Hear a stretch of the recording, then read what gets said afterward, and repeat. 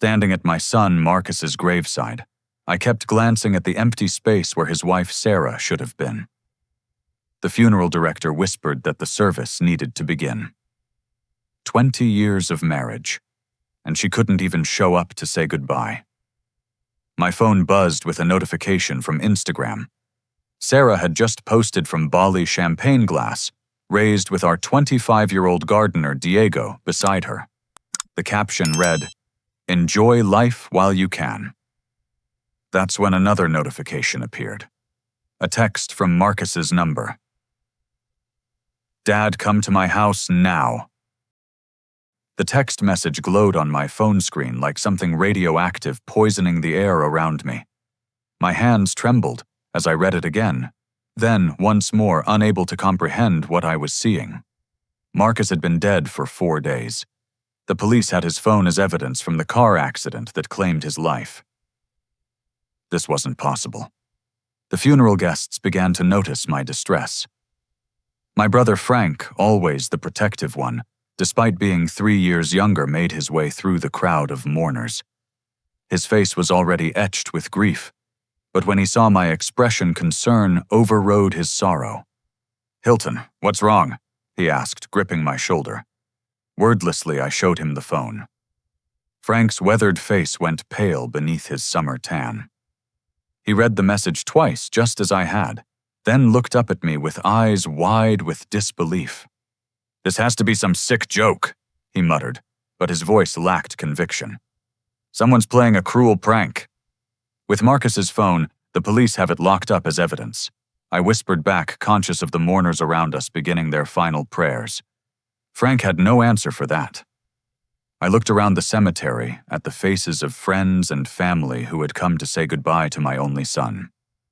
Marcus's colleagues from the software company he'd founded, neighbors who'd watched him grow up, his high school football coach now in his 80s who'd driven 200 miles to be here, and the glaring absence of Sarah, the woman who'd promised to love him until death do them part. "Go," Frank said quietly. "I'll handle things here. Tell them you're feeling faint, needed to sit down. Just go." I nodded, grateful for my brother's understanding. As I walked away from my son's grave, leaving him to be lowered into the ground without me there, I felt like I was betraying him. But that text message pulled at me with an urgency I couldn't ignore. The drive to Marcus's house normally took 20 minutes from Riverside Cemetery. I made it in 12, my mind racing faster than my Lincoln Continental. Memory after memory crashed over me like waves against a crumbling seawall. 2 months ago, Marcus had appeared at my door on a Tuesday afternoon. That alone had been unusual. He typically visited on weekends. But what really alarmed me was his appearance. My son, who'd inherited his mother's good looks and kept himself in peak physical condition, looked haggard. Dark circles shadowed his eyes, and he'd lost weight he couldn't afford to lose from his athletic frame. "Dad, I need your help," he'd said without preamble, stepping into my living room. "And I need you to promise not to tell anyone, not even Uncle Frank." I'd poured him a scotch neat, just the way he liked it, and waited. In my 68 years, I'd learned that sometimes silence was the best invitation for truth. "It's Sarah," he'd finally said the words, seeming to physically pain him. "She's having an affair." The revelation hadn't shocked me as much as it probably should have. Sarah had always been beautiful, ambitious, and 20 years younger than Marcus. When they'd met at a charity fundraiser, she'd been working as an event coordinator, struggling to pay off student loans. Marcus had been smitten by her beauty and what he saw as her drive to succeed. I'd had reservations, but kept them to myself. A father learns when to speak and when to let his children make their own choices. "Are you certain?" I'd asked carefully. Marcus had pulled out his phone, showing me footage from their home security system. There was Sarah in their bedroom with Diego, the young man they'd hired to maintain their 5-acre property. The timestamp showed 2 in the afternoon, on a day Marcus had been in Seattle for business. I haven't confronted her. Marcus had continued, his voice steady despite the pain in his eyes. "Because I think there's more to this than just an affair. Dad, I need you to help me protect my assets. Your background in forensic accounting, your connections from your FBI consulting days, I need that expertise now. I'd spent 30 years as a forensic accountant, the last 15, consulting with the FBI on financial crimes. Even in retirement, I kept my skills sharp, occasionally taking on cases that interested me. But I'd never imagined I'd need those skills for my own family. What makes you think it's more than an affair? I'd asked. Marcus had shown me more footage timestamps from the past 6 months. Sarah meeting with Diego in places that didn't make sense for a gardener and his employer's wife. The pool house at midnight. A coffee shop downtown during hours she'd claimed to be at her hospice volunteer job. And most disturbing footage of Sarah in Marcus's home office, photographing documents late at night. I think she's planning something, Dad. I've noticed small things missing. Nothing valuable enough to raise alarms, but personal things. My mother's ring that I kept in my desk drawer. The watch Grandpa left me. And she's been asking strange questions about life insurance, about what would happen to the business if something happened to me. That's when we'd begun our work. Over the course of 3 weeks, I'd helped Marcus quietly restructure his assets. The crown jewel of our efforts was the $10 million life insurance policy. Sarah was listed as the sole beneficiary had been for years. But Marcus changed it to a trust benefiting local children's charities with me as the trustee. The change was completely legal, properly witnessed, and notarized. Sarah had no idea. We'd also installed additional cameras, tiny ones that even someone looking for surveillance wouldn't spot. Marcus had become paranoid, but as the saying goes, it's not paranoia if they're really out to get you. Now, as I pulled into Marcus's circular driveway, those preparations seemed both prescient and futile. The house, a sprawling colonial that Marcus had bought 5 years into his marriage, looked abandoned. Mail spilled from the box. Newspapers yellowed on the front steps. The lawn Diego was supposed to maintain had grown wild, but it was the garage that made my blood run cold. The door was partially open, and inside I could see Marcus's Porsche 911 Turbo, the same car that had supposedly been incinerated in the accident. The police had shown me photos of the wreckage, a twisted mass of metal and melted plastic wrapped around a tree on Highway 9. They'd said dental records were needed to identify the body because of the fire damage. My legs felt unsteady as I approached the front door. It was unlocked slightly ajar, as if someone wanted to make sure I could enter. The house beyond was dark, all curtains drawn against the afternoon sun. Marcus. I called out, my voice cracking like I was 16 again, not 68. Son, are you here? The silence that answered me was profound, the kind that makes you aware of your own heartbeat. Then from somewhere below, I heard it. In the basement, Dad. The voice was weak, strained, but unmistakably my son's. The same voice that had called me Daddy until he was 10, that had asked for help with calculus homework, that had choked with emotion when he'd asked me to be his best man. My son was alive. I found the basement door and descended into whatever impossible truth waited below. The basement stairs creaked under my weight each step, taking me deeper into a reality I couldn't yet comprehend. My son was supposed to be in a coffin, about to be lowered into the ground at Riverside Cemetery. Instead, his voice had just called to me from the darkness below. The basement had been Marcus's sanctuary converted into a high-tech home office when he'd started his software company. Now it looked like something from a spy movie. Multiple computer monitors cast an eerie blue glow across the space. Papers covered every surface held down by coffee cups and energy drink cans. The air smelled of stale food and desperation. And there, sitting in his ergonomic desk chair, was Marcus. My son looked like he'd aged 10 years in 4 days. His usually clean-shaven face was covered in stubble. His clothes were wrinkled, stained with coffee, and what might have been tears. But he was breathing, living, impossibly, miraculously alive. Before you say anything, Marcus began holding up a hand as I stood frozen on the bottom step. I know this looks insane. I know what I've put you through. But I had no choice, Dad. Sarah tried to kill me and I have proof. My legs finally gave out. I sank onto the bottom step, gripping the railing to keep from falling. Marcus, the accident. They showed me pictures. Staged, he said simply. With help from the FBI. Dad, I'm sorry, but I couldn't tell you. We couldn't risk Sarah finding out. Your genuine grief at the funeral was crucial to selling the deception. The words washed over me without meaning. My son was alive. Nothing else mattered. But Marcus was already turning to his computer's fingers, flying over keyboards with the intensity I remembered from his teenage gaming years.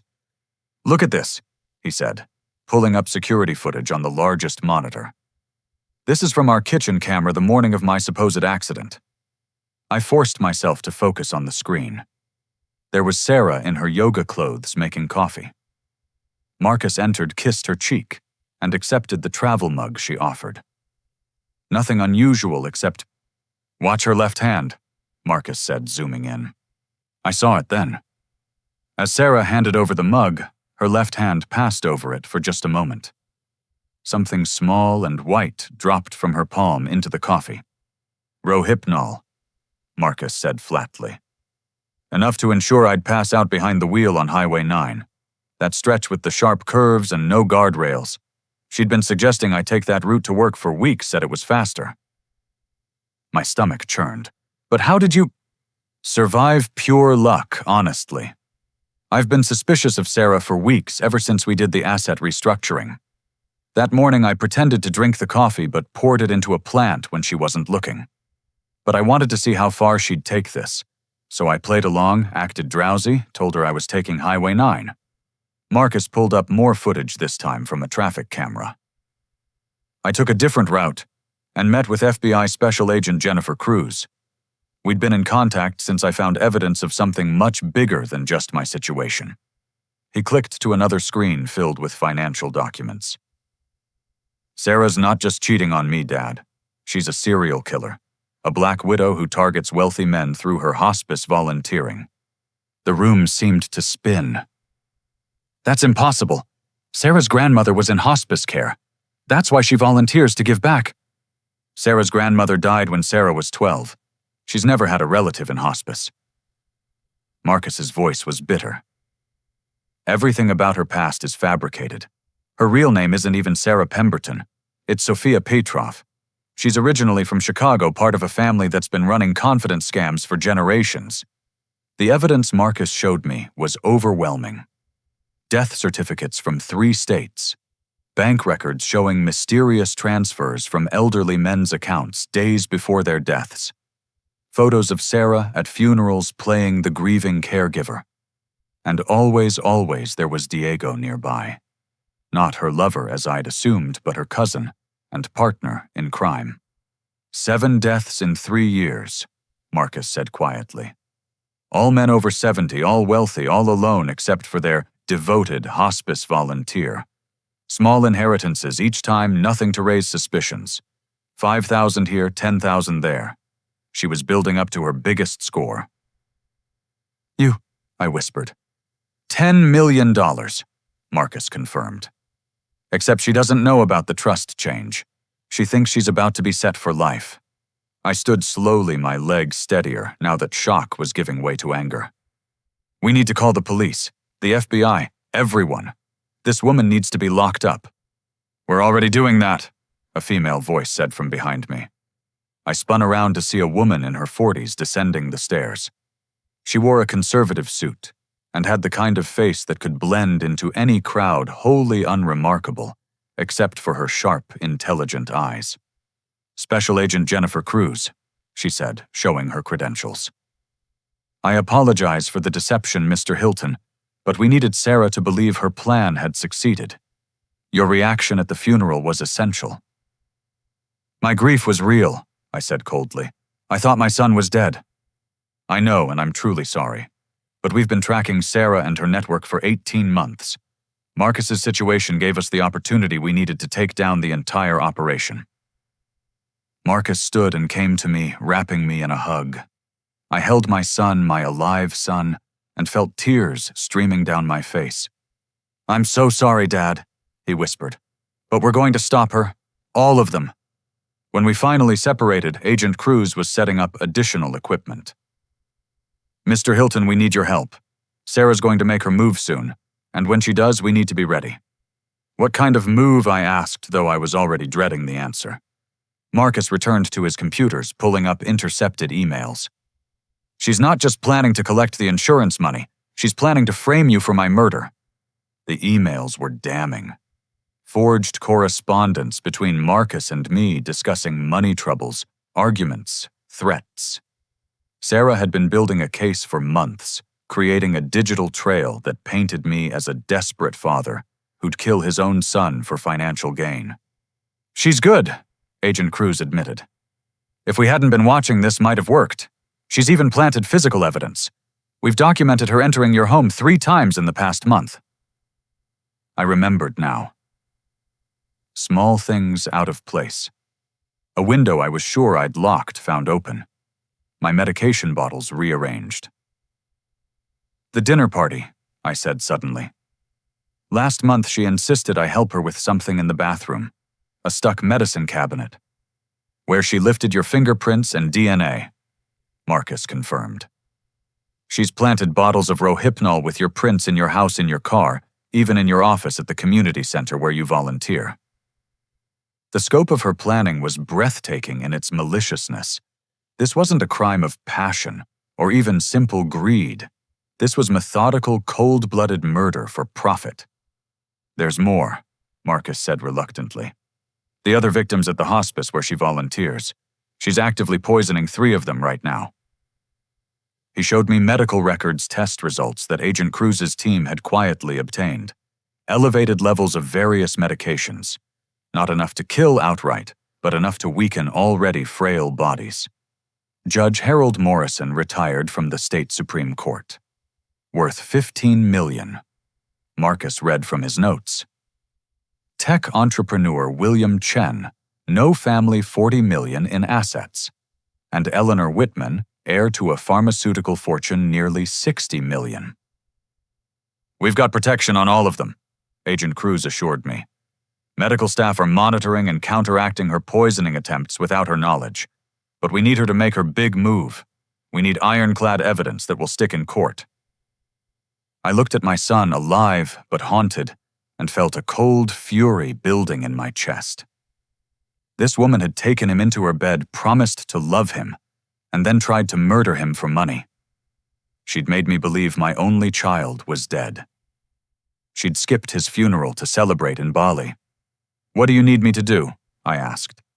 Agent Cruz smiled grimly. "Exactly what Sarah expects.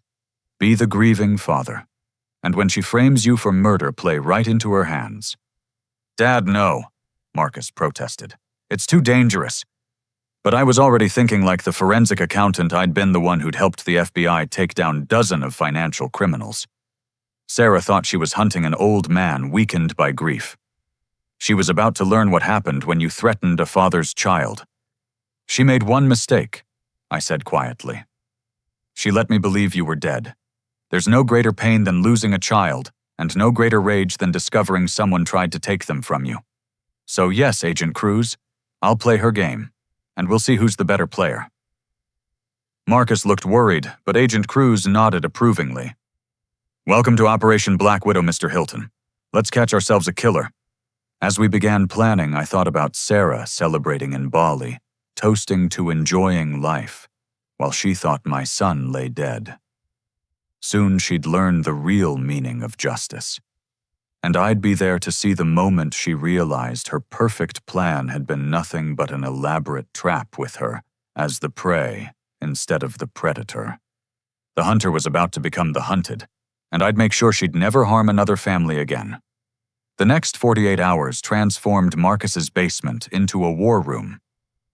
Agent Cruz brought in a small team of specialists, each focused on a different aspect of Sarah's criminal enterprise. While they worked, I sat with Marcus, studying every piece of evidence he'd gathered over the past months. The deeper we dug, the more horrifying the picture became. "She's been planning this for at least a year," Marcus said, showing me a spreadsheet he'd discovered hidden in Sarah's cloud storage. "Look at this. She tracked my routines, my health, even my stress levels. She knew exactly when and how to strike." The spreadsheet was chillingly detailed. Sarah had noted when Marcus took sleeping pills when he drove tired, which routes had the most dangerous curves. She'd researched drug interactions, studied accident statistics, even calculated the precise amount of sedative needed based on his body weight. "But there's something else," Agent Cruz interjected, pulling up intercepted communications on her laptop. "3 days ago, Sarah sent this message to Diego from Bali. The message made my blood freeze. 'The old man will be the perfect fall guy, already planted the evidence. When I get back, we cry murder and collect twice, the son's money and the father's freedom.' Twice, I asked, though I was already beginning to understand. "She's not just planning to frame you for Marcus's death," Agent Cruz explained. "She's setting you up for the hospice murders, too. One convenient scapegoat for everything. An elderly man who snapped under financial pressure and went on a killing spree." Marcus slammed his fist on the desk, making the monitors jump. "I should have seen this coming. The questions she asked about you, Dad. Your volunteer work at the community center, your access to the hospice through your charity connections. She was building a profile." Agent Cruz pulled up more files. "We've documented her preparations. She's planted evidence linking you to all 3 hospice victims.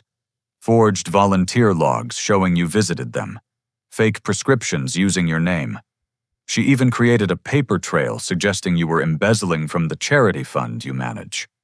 The charity fund. I'd established it 5 years ago, in memory of Marcus's mother, my beloved wife, Ellen, who'd died of cancer. The fund helped provide free hospice care to those who couldn't afford it. Sarah had taken something pure, something created from love and loss, and twisted it into a weapon against me. "When does she return from Bali?" I asked, my voice steady, despite the rage building inside me. "Tomorrow afternoon," Agent Cruz replied. "She's already called the insurance company, scheduling an appointment for the day after. She'll discover the policy change then. That's when she'll panic and accelerate her timeline." "Good," I said. "Let her panic. Desperate people make mistakes." Marcus looked at me with concern. "Dad, you don't have to do this. We have enough evidence." "No," I interrupted. "We have evidence of her past crimes, but for ironclad prosecution, we need her current attempt. She needs to actively frame me on record with witnesses. Otherwise, a good lawyer might create reasonable doubt." Agent Cruz nodded appreciatively. "You think like an investigator, Mr. Hilton. That's exactly what we need. Sarah's confident because she's never been caught. That confidence will be her downfall." We spent the next day preparing for Sarah's return. Agent Cruz's team installed additional surveillance in my home, invisible to the naked eye, but capturing everything in high definition. They also placed tracking devices on the planted evidence Sarah had hidden in my house. "We want her to retrieve these items," Agent Cruz explained. "When she tries to present them to the police, we'll have footage of her planting them initially and retrieving them later. Chain of custody will be completely compromised." But the most crucial preparation involved the 3 hospice victims Sarah was slowly poisoning. Agent Cruz introduced me to someone who would become a key player in our operation. "This is Agent Ellen Walsh," she said as a woman in her 70s entered the basement. Despite her age, she moved with the controlled grace of someone who'd spent years in law enforcement. "She's been undercover as Eleanor Whitman at the hospice for 6 months. I stared at her in amazement. "You've been letting Sarah poison you." Agent Walsh smiled grimly. "Controlled doses constantly monitored. We needed to document her methods. Every injection, every medication swap, every falsified chart. I've recorded it all." She showed us hours of hidden camera footage. Sarah's transformation from caring volunteer to calculating killer was captured in devastating detail. The gentle way she'd hold a victim's hand while injecting them with unauthorized medications. The sweet smile as she pocketed jewelry from their nightstands. The casual conversations with Diego about increasing dosages. She told me yesterday that I didn't have long, Agent Walsh said. Suggested I might want to update my will, make sure my affairs were in order, even offered to help witness any documents I might need. The woman has ice in her veins. Marcus watched the footage with the expression of disgust mixed with pain. 20 years, he muttered. 20 years of marriage and I never saw this side of her. Psychopaths are excellent mimics, Agent Cruz explained gently. They study normal human emotion and replicate it perfectly. Sarah learned to be the perfect wife the same way she learned to be the perfect caregiver. It's all performance. That evening, as we finalized our plans, I found myself alone with Marcus for a few minutes. My son looked exhausted but determined. I keep thinking about the good times, he admitted quietly. Our wedding day, vacations, the way she'd laugh at my terrible jokes. Was any of it real? I put my hand on his shoulder. The pain you're feeling is real. The love you gave was real. That's what makes you human, son. That's what separates you from someone like her. He nodded, wiping his eyes. When this is over, I want to expand Mom's charity fund. Make sure people like Sarah can never infiltrate hospice care again. Background checks, oversight protection for vulnerable patients. Your mother would be proud, I said, meaning it. Ellen would have been horrified by Sarah's actions, but proud of how Marcus was channeling his pain into purpose. Agent Cruz returned with final instructions.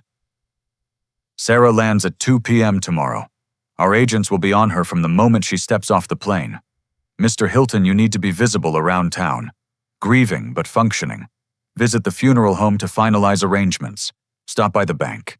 Let people see you so Sarah's witnesses can report back to her. And then you wait for the police to come calling. Sarah will make her move within 24 hours of discovering the insurance change.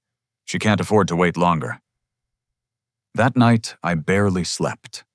I lay in my bed thinking about the performance I'd have to give. The grieving father who'd lost everything. In a way, it wasn't entirely an act. The 4 days I'd believed Marcus was dead had been the worst of my life, surpassing even losing Ellen. Parents aren't supposed to outlive their children. The next morning, I played my part perfectly.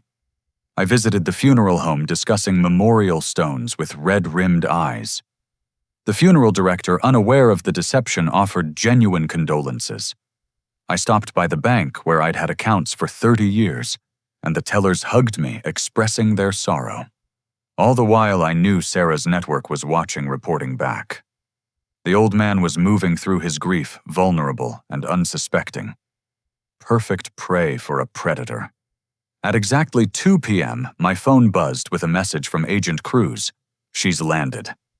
The final phase of our operation had begun. Sarah thought she was returning to collect her blood money and destroy an innocent old man in the process. Instead, she was walking into a carefully constructed trap, built with the same methodical planning she'd used to try to murder my son. I thought about Marcus hidden in his basement, watching everything unfold on his monitors. About Agent Walsh, still in character at the hospice, documenting Sarah's crimes. About the 3 innocent victims we were protecting from a serial killer who smiled while she poisoned them. Sarah had made one crucial error in judgment. She'd assumed that age made me weak, that grief would make me stupid, that love for my son would blind me to her machinations. She'd forgotten that before I was a retiree puttering around community centers, I'd spent 3 decades hunting financial criminals, teaching FBI agents how to follow money trails that revealed the darkest of human motivations. Tomorrow she'd begin her final performance as the grieving widow seeking justice. But the stage was set, the cameras were rolling, and this time we were writing the ending. I looked at a photo of Ellen on my nightstand taken 2 months before the cancer diagnosis. "We're going to get her, honey," I whispered. "The woman who tried to kill our boy. We're going to stop her from hurting anyone else." Outside, a car drove slowly past my house. Sarah's spies checking on the grieving father. I let them see me through the window shoulders, slumped the picture of a broken old man. Inside, I smiled grimly. The trap was set. Now all we needed was for the Black Widow to walk into her own web. At 9 a.m. sharp, my doorbell rang. I'd been expecting this visit since Agent Cruz had called an hour earlier with a simple message. "She's at the insurance office." 2 police officers stood on my porch, their faces professionally neutral. The younger one, Officer Martinez, I recognized from the community center, where he volunteered coaching youth basketball. The older officer introduced himself as Detective Raymond Burke. I knew from Agent Cruz that Burke was part of the operation, but Martinez was not. His genuine reactions would be crucial for authenticity. "Mr. Hilton," Detective Burke said formally, "we need you to come with us for questioning regarding your son's death." I let my face crumble a performance that required little acting, given the residual grief I still carried from believing Marcus was dead. "Questioning, I don't understand. My son died in an accident." "Please, sir," Officer Martinez said gently, clearly uncomfortable. "Just come with us. We'll explain at the station." I made a show of reluctance, confusion, the fumbling of an elderly man caught off guard. As we drove to the station, I thought about Sarah at the insurance office. Agent Cruz had positioned assets there to record everything. Right about now, Sarah would be discovering that her $10 million payday had vanished into a charitable trust. At the police station, Detective Burke led me to an interview room, while Officer Martinez fetched water. The detective gave me the slightest nod, confirming everything was going according to plan. "Mr. Hilton," Burke began once Martinez returned, "we've received some disturbing information about your relationship with your son. Mrs. Sarah Marcus has provided us with evidence suggesting you may have been involved in his death." "What?"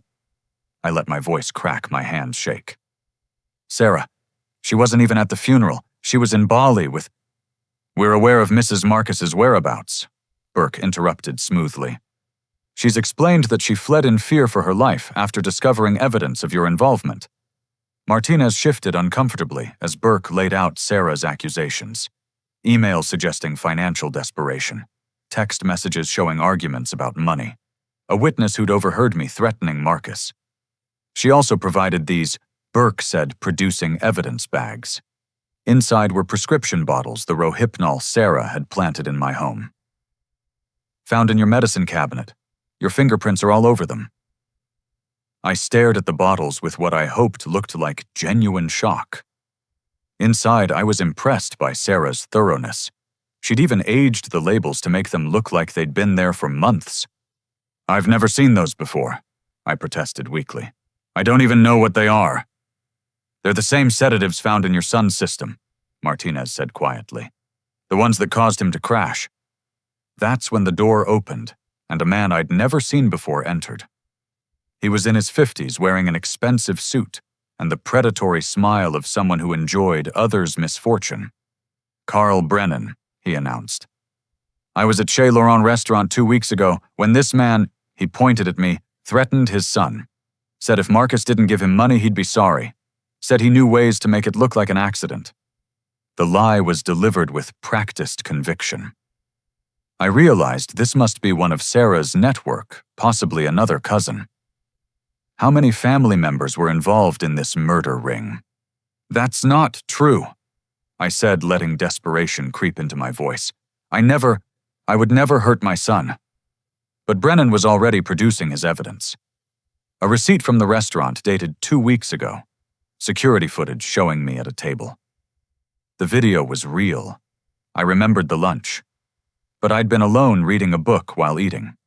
Sarah's people had done their homework.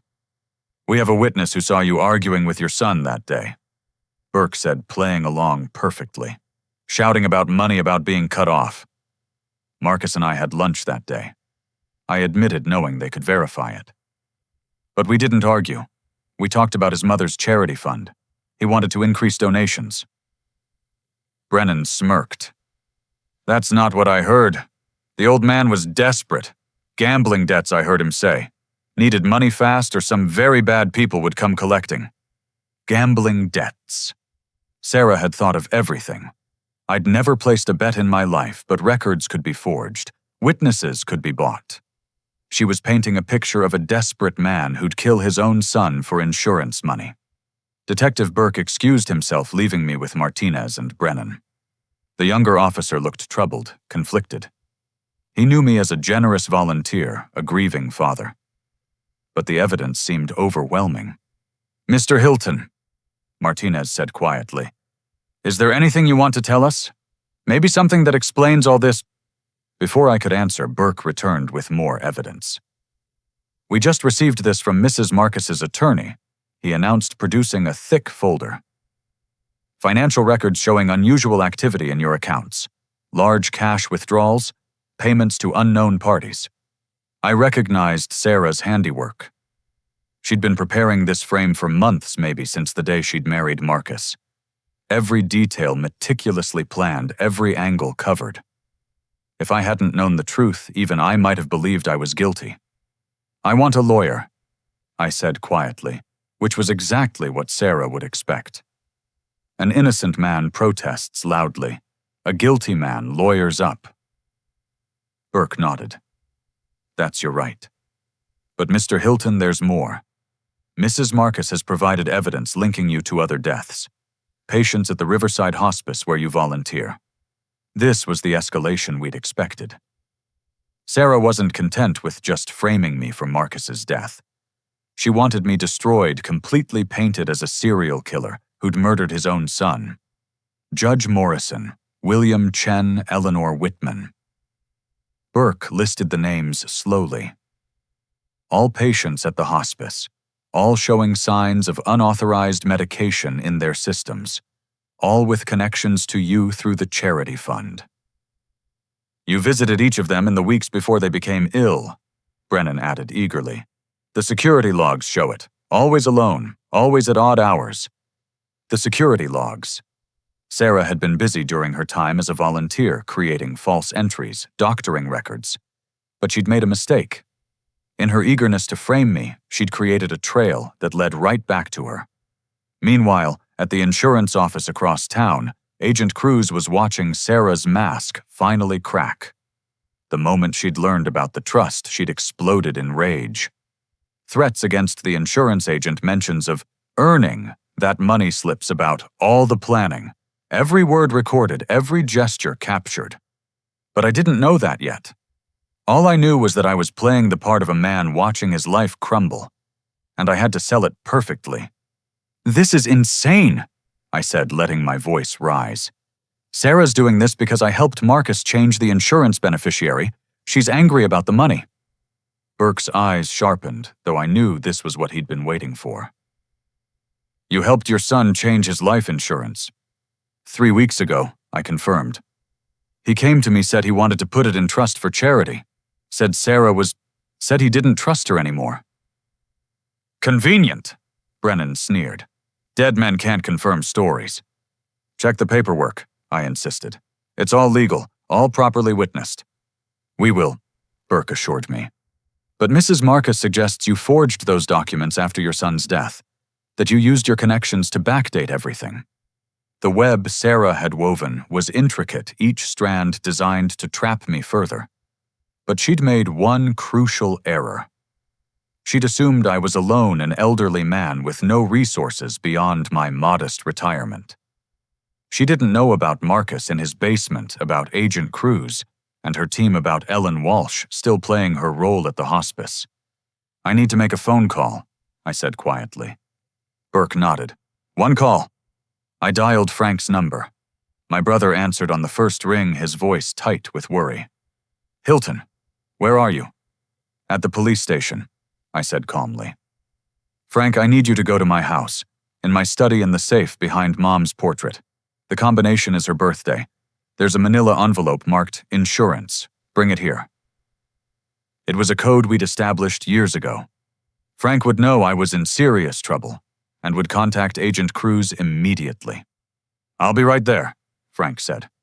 As I hung up, I noticed Brennan exchanging a look with someone through the interview room window. Another of Sarah's people, no doubt. They thought they had me cornered. But the real trap was just beginning to close, and Sarah was about to learn that sometimes the prey has teeth of its own. 20 minutes after my call to Frank, chaos erupted at the police station. Detective Burke's phone rang incessantly. Officers hurried past the interview room window with urgent expressions. Through it all, Brennan's smug confidence began to waver. "What's happening?" he demanded, as Burke stepped out to take another call. Officer Martinez looked equally confused. "I don't know. Something about the hospice." Burke returned his face carefully neutral. "Mr. Hilton, there's been a development. We need to hold you here while we investigate further." "Am I under arrest?" I asked. "Not yet, but don't leave town." They moved me to a holding room more comfortable than a cell, but clearly still detention. Brennan protested loudly about special treatment and corruption before Burke firmly escorted him out. Martinez lingered, his young face troubled. "Mr. Hilton," he said quietly, "I know you from the community center. This whole thing, it doesn't feel right." I met his eyes steadily. "Trust your instincts, son. They'll serve you well in this job." After he left, I sat alone, knowing that across town Sarah's carefully constructed plan was unraveling thread by thread. What I learned later from Agent Cruz painted a picture of beautiful chaos. After her explosion at the insurance office, Sarah had made critical mistakes. In her fury, she'd called Diego from her car, not realizing the FBI was listening. The old bastard changed it. "10 million gone," she'd screamed. "But it doesn't matter. Plan B is already in motion. By tonight he'll be in custody for murder. We'll sue the estate, claim undue influence. There are other ways to get paid." But her next words sealed her fate. "Increase the doses on the 3 at the hospice. If we're going to frame him for their murders, they need to actually die. Make it happen tonight." That single phone call gave the FBI everything they needed: conspiracy to commit murder, admission of the frame job, and imminent threat to life. Teams moved immediately to protect the hospice patients, while maintaining the illusion that nothing had changed. But Sarah wasn't done making mistakes. Emboldened by my apparent arrest, she broke into my house that night to plant more evidence. What she didn't know was that Marcus was there watching from his hidden position, along with 2 FBI agents. The security footage was damning. Sarah dressed in black, picking the lock with practiced ease, moving through my home like she owned it, planting bloody clothing in my basement, hiding a weapon in my garage, even placing Judge Morrison's stolen watch in my desk drawer. "She's thorough," Agent Cruz commented later. But desperation made her sloppy. She left fingerprints everywhere, DNA evidence, even dropped her phone at one point and had to retrieve it. The phone. That beautiful, damning device that recorded everything. When the FBI's tech team cracked it, they found years of evidence. Photos of victims before their deaths. Messages between Sarah and Diego planning murders. Financial records of hidden accounts. A digital diary of a serial killer who thought herself untouchable. But the most dramatic moment came at the hospice itself. Agent Ellen Walsh, still undercover as Eleanor Whitman, had set her own trap. When Diego arrived to administer the fatal doses, she was ready. "I've been expecting you," she said as he entered her room. The young man froze, syringe in hand. "Sarah said you'd be coming.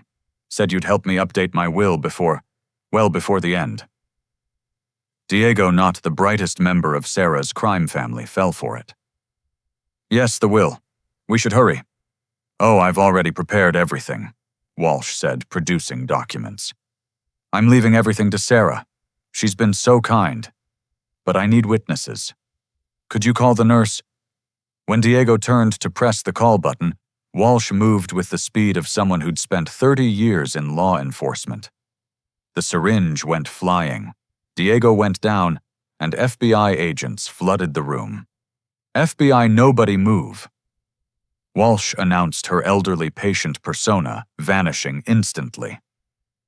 "Diego Petrov, you're under arrest for attempted murder conspiracy, and about 15 other charges I'll let the lawyers sort out." Diego's arrest triggered a domino effect. He folded immediately, offering to testify against Sarah in exchange for a deal. His confession revealed the full scope of their operation: 12 murders across 5 states, with Sarah as the mastermind and Diego as her willing accomplice. Back at the police station, Detective Burke received a call that changed everything. When he returned to my holding room, his entire demeanor had shifted. "Mr. Hilton," he said formally, "you're free to go with our deepest apologies." "What about the evidence against me?" I asked, maintaining my confused elderly man act. "It seems there's been a significant development. Mrs. Marcus is now our primary suspect in not just your son's death, but multiple homicides. We'll need you to stay available as a witness, but you're no longer under suspicion." I stood, slowly letting my joints protest audibly. "I don't understand. What about that man Brennan? He said he saw me threaten Marcus." Burke's jaw tightened. "Mr. Brennan is currently being questioned about his relationship to Mrs. Marcus. It seems they're cousins. His testimony has been deemed unreliable." Outside the station, Frank waited with Agent Cruz. My brother grabbed me in a fierce hug, his relief palpable. He still didn't know Marcus was alive, a deception that pained me, but was necessary for now. "The news is going crazy," Frank said. "They're saying Sarah's some kind of serial killer, that she murdered Marcus. Is it true?" I sagged against him, letting exhaustion show. "I don't know what's true anymore. I just want to go home." Agent Cruz stepped forward. "Actually, Mr. Hilton, we need you to come with us. There's something you need to see." We drove to a safe house the FBI maintained downtown. As we pulled up, my heart raced. I knew what awaited inside, but Frank didn't. When we entered and he saw Marcus standing in the living room very much alive, my brother's legs gave out completely. "What the hell?" Frank gasped, staring between Marcus and me. "What is this? What's happening?" Marcus knelt beside his uncle. "I'm sorry, Uncle Frank. We couldn't tell anyone. Even Dad didn't know until after the funeral. It was the only way to catch her." The reunion was emotional, complicated by anger at the deception mixed with joy at Marcus's survival. As Frank processed everything, Agent Cruz updated us on the unfolding operation. "Sarah's in the wind," she reported. "She got a tip that Diego was arrested and ran, but we've frozen her accounts, flagged her passport, and have teams watching every possible exit. She won't get far." "What about the other victims, the ones at the hospice?" I asked. "All safe. We intercepted Diego before he could administer the fatal doses. Judge Morrison is particularly grateful. He wants to personally thank you when this is over." Marcus pulled up Sarah's Instagram on his phone. Her last post just hours ago showed her at a high-end restaurant. The caption read, "Celebrating new beginnings. The past is dead time to live for the future." "She has no idea we're onto her," Marcus said bitterly. "She thinks she's won." But Sarah's confidence was about to face reality. Her network was crumbling, her accomplices arrested or fleeing, her carefully constructed false identity exposed. The hunter had become the hunted, and she was running out of places to hide. Agent Cruz's phone buzzed. She answered, listened, then smiled grimly. "They found her. Boston Airport trying to board a flight to Prague under a fake ID. Tactical teams are moving in now." We gathered around her phone as she pulled up a live feed from airport security. There was Sarah, blonde hair, dyed black designer clothes, replaced with nondescript travel wear. But her walk gave her away that confident stride of someone who'd always gotten away with everything. Until now. As FBI agents surrounded her in the terminal, Sarah's face transformed from confusion to rage to something like disbelief. The great Sarah Marcus, who'd killed without conscience and destroyed families for profit, brought down by the elderly father she'd dismissed as an easy mark. "Got her," Agent Cruz announced with satisfaction. "She's in custody." Marcus sank into a chair, 20 years of tension finally releasing. Frank poured himself a substantial whiskey with shaking hands. I stood by the window watching the city lights and thinking about justice delayed but not denied. The Black Widow had spun her last web. Now it was time for her to face the consequences of every life she'd taken, every family she'd destroyed. And I'd be there in court, the star witness she'd tried to frame, testifying to ensure she never hurt anyone again. But first, there was one more performance to give. One final trap to spring. Because while Sarah was in custody, we still needed her full confession. And I had an idea about how to get it. The Riverside Chapel had never seen a crowd like this. 5 days after Sarah's arrest at Boston Airport, we'd orchestrated what the media was calling the memorial service of the century. Every major news outlet had cameras rolling. The chapel overflowed with people, genuine mourners, who'd known Marcus, curious townspeople drawn by the scandal, and carefully placed FBI agents recording everything. Sarah sat in the county jail, but we'd made sure she could watch. Her lawyer, arguing she had the right to attend her husband's memorial, had secured a video link. She didn't know the memorial was a carefully staged performance, one final act in our operation to ensure justice. I stood at the entrance greeting arrivals with Agent Cruz beside me. She wore a discreet earpiece coordinating with her team. "Sarah's watching," she murmured. "Her lawyer says she's been ranting about wanting to speak at the service to clear her name."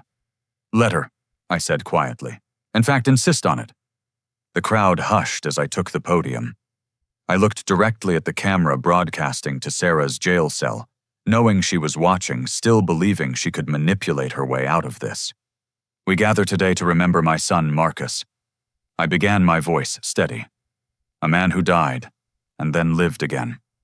Confused murmurs rippled through the crowd. I raised my hand for silence. Many of you have heard wild stories this week. Tales of murder conspiracy, a devoted wife accused of terrible crimes. You deserve the truth. All of you, including Sarah, deserve to know exactly what happened. On the jail video link, Sarah leaned forward, her lawyer frantically whispering to her. 5 days ago, I buried my son. I continued. Or so I thought. His wife Sarah couldn't attend. She was in Bali mourning in her own way. At least that's what she wanted us to believe.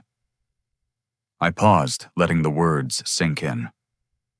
But graves can't always hold the truth, and the dead sometimes refuse to stay silent. That's when the chapel doors opened. Marcus walked in. The gasps were audible, genuine shock from those not part of the operation. Cameras swung wildly between Marcus and the screen, showing Sarah's face, which had gone from smug to stunned to furious in seconds. "Hello, Sarah," Marcus said, taking the microphone. "Sorry I missed our weekly date night. I was busy being dead."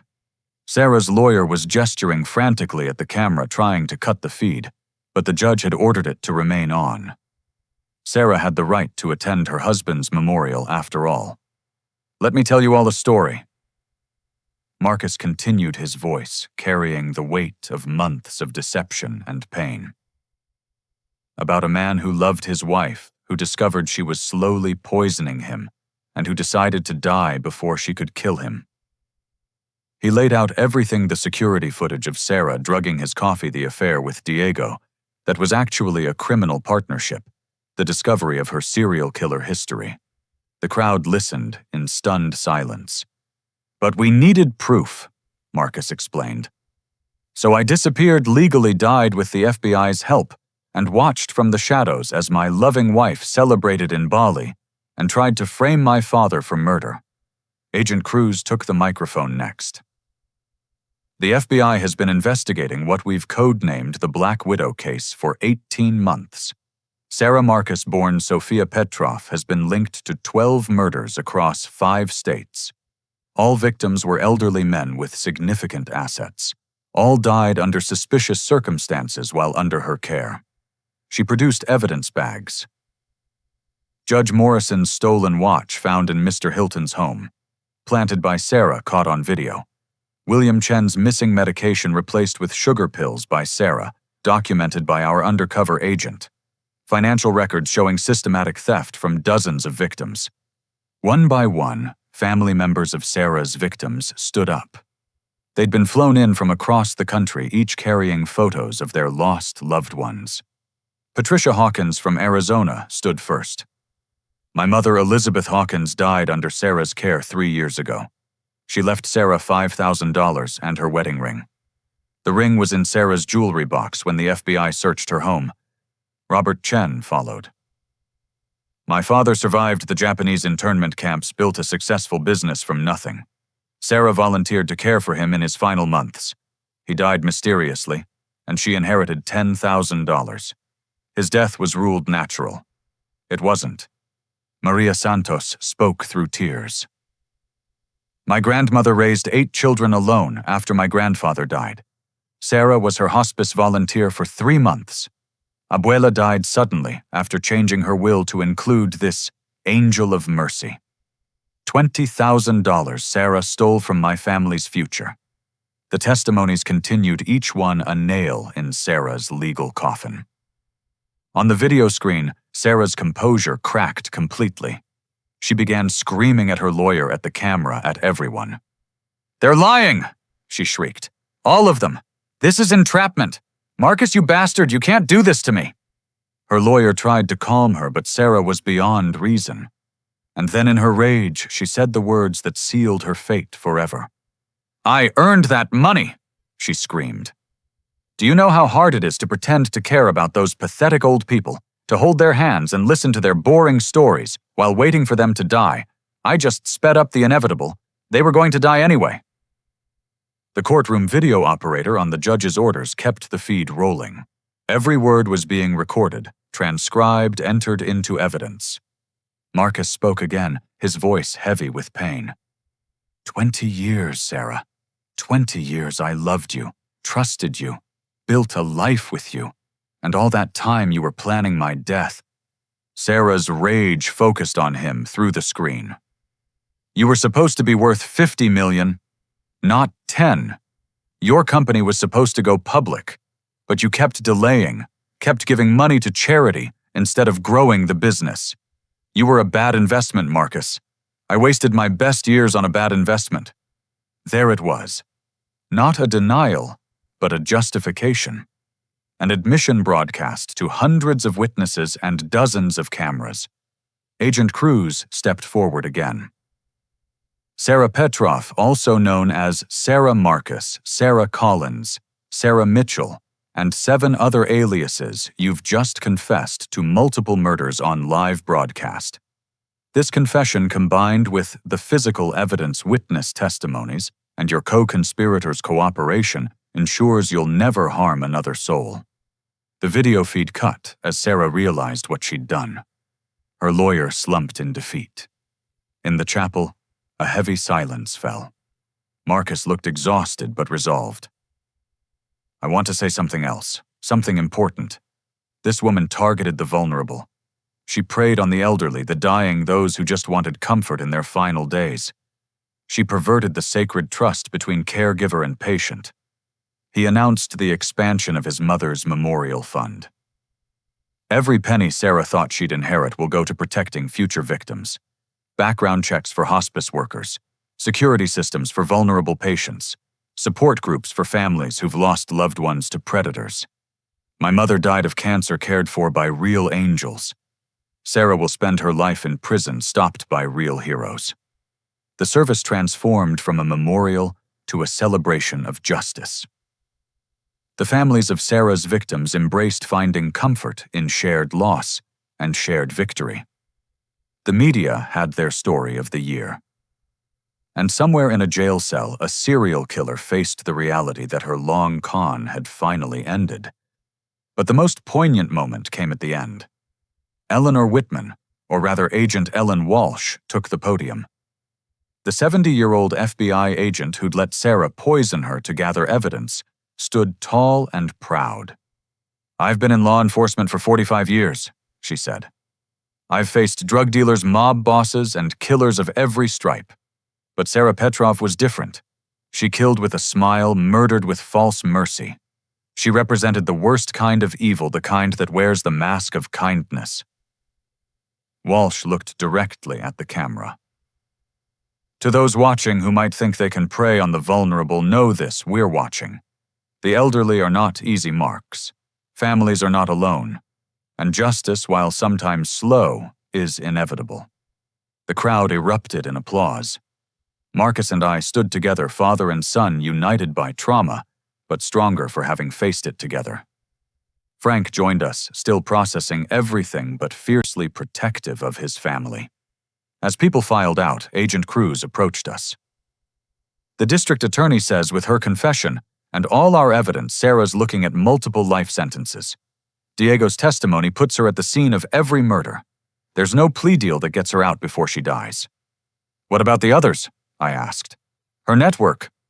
17 arrests so far across 6 states. The Petrov family's crime syndicate is finished. Turns out they've been running various scams for 3 generations. Sarah was their star, but also their downfall. That evening, Marcus and I sat in my living room, the same room where he'd first told me about Sarah's affair. So much had changed since then. I keep thinking about her last words to me, Marcus said quietly. A bad investment. 20 years of marriage and I was just a bad investment. She never knew you at all, I replied. Never saw your true worth. Your kindness, your integrity, your desire to help others. Those aren't investments, son. They're treasures. Marcus nodded slowly.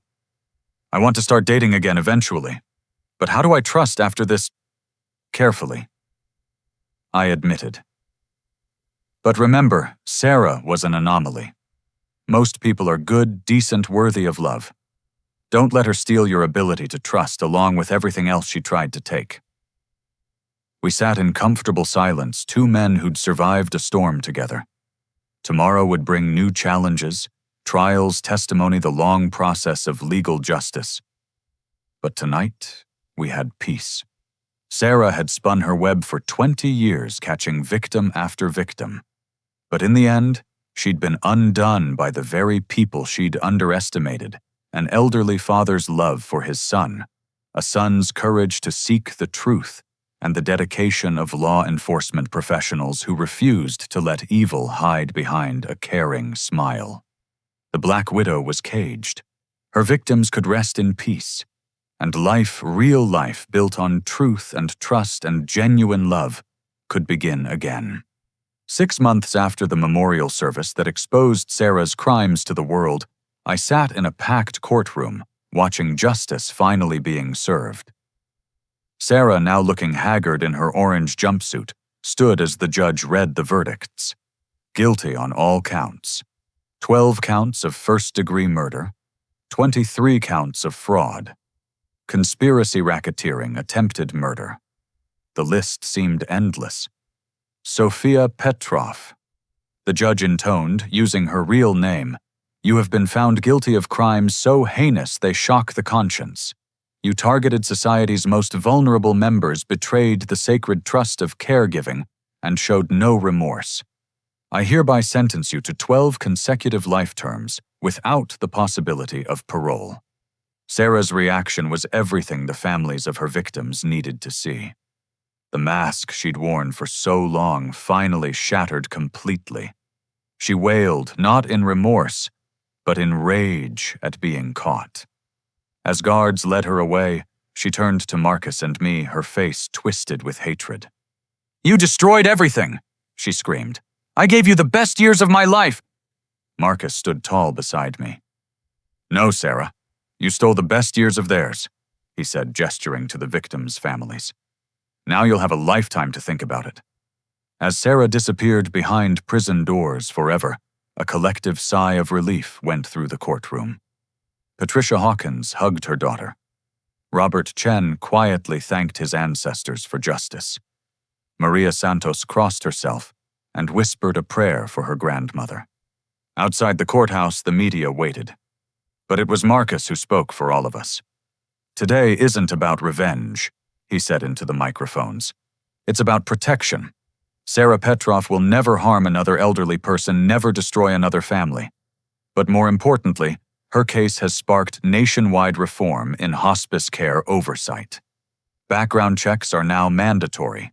Security systems are being installed. Families are being educated about the warning signs. The changes were already making a difference. In the 6 months since Sarah's arrest, 3 other predatory caregivers had been caught using the new screening systems. Countless vulnerable elderly people had been protected from those who would prey on their trust. The memorial fund Marcus expanded in his mother's name had grown exponentially. Donations poured in from across the country, people moved by our story, wanting to help protect others. We'd already funded security systems for over 300 hospice patients and established a hotline for families concerned about their loved ones' care. But perhaps the most meaningful change was personal. Marcus had begun dating again, cautiously but hopefully. He'd met Amanda at, of all places, a charity event for the Memorial Fund. She was a veterinarian who'd lost her grandfather to a negligent caregiver, though not a criminal one. Their shared experience of loss and betrayal had created an unexpected bond.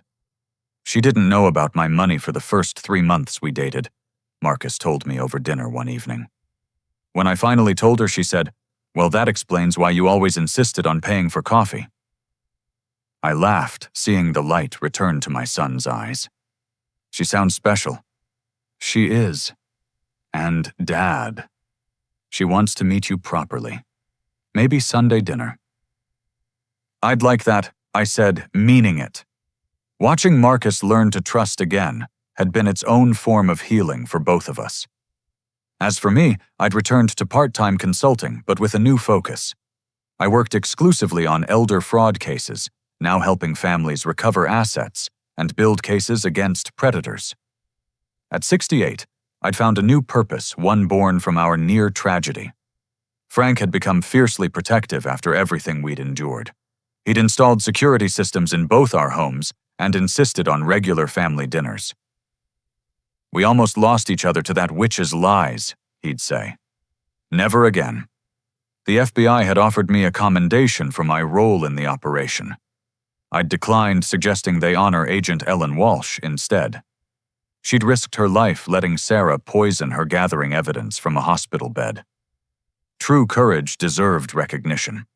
1 year after Sarah's arrest, we held a different kind of memorial service. This one honored all her victims, celebrating their lives, rather than mourning their deaths. Marcus and I organized it, working with the families to create something meaningful. Judge Harold Morrison, who'd survived Sarah's poisoning attempt, gave the keynote speech. At 91, he stood tall at the podium, his voice still commanding the room. "Evil thrives in shadows," he said. "It counts on our isolation, our shame, our silence. But when we stand together, when we shine light into those shadows, evil cannot survive. These 12 souls were taken from us by greed, masquerading as kindness. But their deaths were not in vain. Because of them, countless others will live." The service was beautiful healing.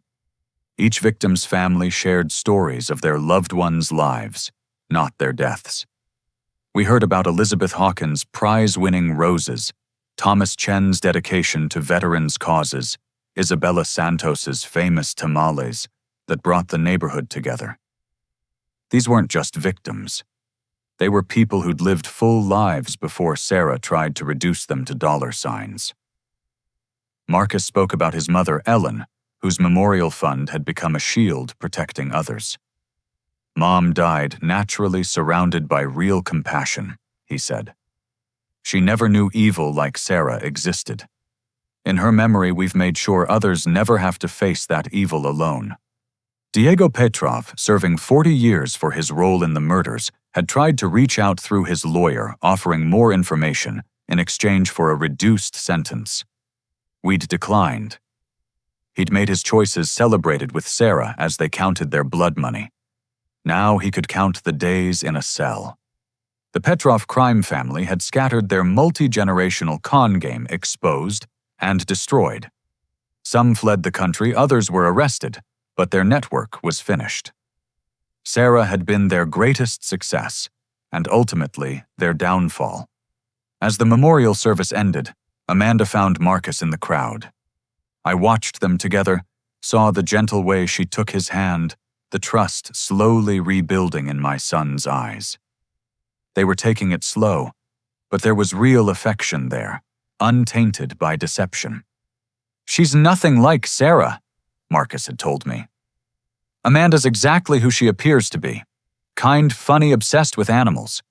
Do you know she spent her inheritance from her grandfather building a free clinic for pet owners who can't afford veterinary care? That's the kind of person she is." 3 months later at their wedding, I gave a toast that came from the heart. Marcus had asked me to be his best man, an honor that moved me deeply. "To second chances," I said, raising my champagne glass. "To the courage to trust after betrayal, to love that builds rather than takes, and to truth which may bend but never breaks." The room erupted in applause. Sarah watched from a maximum security prison cell where she'd spend the rest of her days. But we'd stopped letting her shadow darken our lives. She'd taken enough. Agent Cruz attended the wedding, now a friend, rather than just an FBI contact. "You know," she said during the reception, "this case changed how we approach elder fraud nationwide. The Hilton Protocol is now standard training at Quantico." "The Hilton Protocol?" I asked, surprised. "Playing the vulnerable target to expose the predator. Your performance was textbook. You should teach a seminar." I declined politely. My days of deception were over.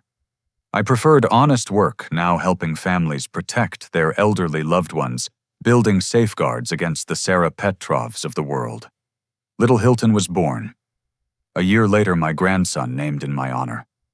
As I held him for the first time, Marcus beside me and Amanda recovering nearby, I thought about legacy. Sarah had tried to destroy our family for money. Instead, she'd made us stronger, closer, more determined to protect others. "He'll grow up in a better world," Marcus said softly, watching his son sleep. "One with fewer predators, more protections, stronger families." "He'll grow up loved," I corrected. "That's what matters most." The gardener's cottage where Diego had lived was now a small office for the Caregiver Verification Network, a non-profit that screened hospice workers and home care aides. Where evil had plotted murder, good now worked to prevent it. Marcus's company did eventually go public, but he maintained majority control and instituted a policy where 10% of profits went to elder care initiatives. Sarah would have hated that, which made it perfect. On quiet evenings, I sometimes think about that moment at the funeral, seeing Sarah's photo from Bali, receiving that impossible text from my dead son. How different life might have been if Marcus hadn't been smart enough to suspect her, brave enough to fake his death, trusting enough to include me in the plan. But mostly I think about forgiveness. Not for Sarah, she made her choices with full knowledge of their evil, but forgiveness for ourselves, for missing signs, for trusting too easily. We're not responsible for the evil others do. We're only responsible for how we respond. And we responded with justice, protection for the vulnerable, and love that endures beyond betrayal. Sarah thought she was hunting easy prey. Instead, she taught us to become guardians. That's our victory. Not just that a killer was caught, but that her capture created shields for others. Every background check run, every family educated about warning signs, every vulnerable elder protected, that's Sarah's true legacy. She wanted to be remembered as a grieving widow who inherited millions. Instead, she'll be remembered as the criminal whose capture saved countless lives. The notification systems we helped develop have flagged over 100 suspicious cases nationwide. Most were false alarms, but 17 were legitimate threats stopped before they could harm anyone. 17 families who still have their loved ones because we turned our pain into purpose. As I finish this story, sitting in my study with photos of Ellen, Marcus, Amanda, and little Hilton surrounding me, I'm filled not with bitterness, but with gratitude. Grateful that Marcus survived. Grateful for Agent Cruz and her team. Grateful for the strength we found in each other. To anyone reading this who's caring for elderly loved ones, please be vigilant. Run background checks. Install cameras if needed. Trust, but verify. Most caregivers are angels doing sacred work. But predators exist wearing masks of kindness while planning evil. To anyone who's been betrayed by someone they trusted, know that healing is possible. Trust can be rebuilt. Love exists beyond the deception. Don't let the betrayer steal your future, along with your past. And to anyone who thinks the elderly are easy marks, remember Sarah Petrov. Remember how her perfect plan unraveled.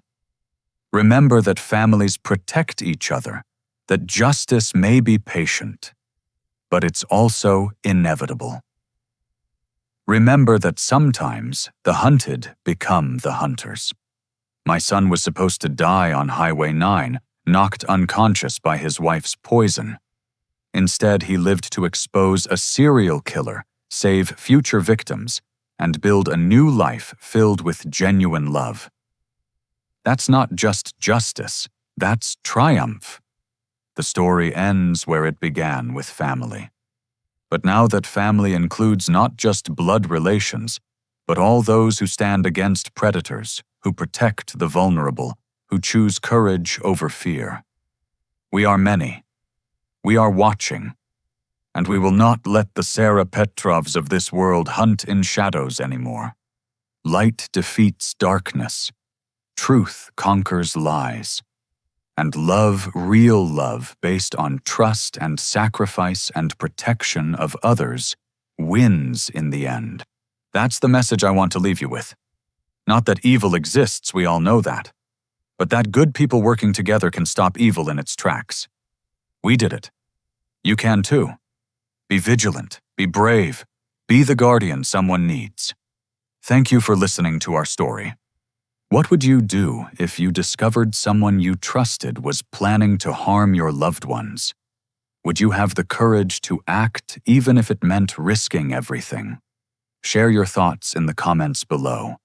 And if this story touched you, please like, subscribe, and share it with others who might need to hear its message. Together, we can protect the vulnerable and ensure predators have nowhere to hide. Thank you for being part of our community. And remember, every family protected, every elder safeguarded, every predator exposed makes our world a little bit safer. Until next time, hold your loved ones close and never underestimate the power of a family's love.